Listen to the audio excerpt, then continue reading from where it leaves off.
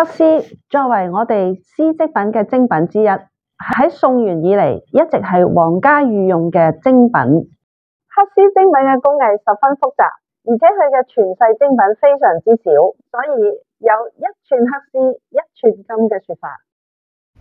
呢幅唐卡採用咗金絲、銀線同埋彩色絲線編織嘅黑絲工藝製作而成，所以經歷數百年，色澤仍然艷麗如新，具有極高嘅藝術欣賞價值。今日我哋要介紹嘅呢一幅黑絲唐卡係一幅描繪大日如來嘅唐卡。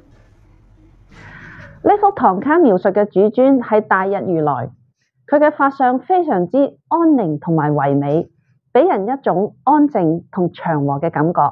呢幅唐卡描述主尊大日如來，又名毗盧遮那佛，梵音為摩訶毗盧遮那。摩訶佢嘅意思即係大，毗盧遮那嘅意思咧亦即係日，所以漢文譯為大日。毗盧遮那又有光明照遍嘅意思，係釋迦牟尼佛嘅三身之一。呢一幅黑絲唐卡，佢係以綠色為基底嘅，用精美嘅純金絲勾勒出佛像嘅輪廓。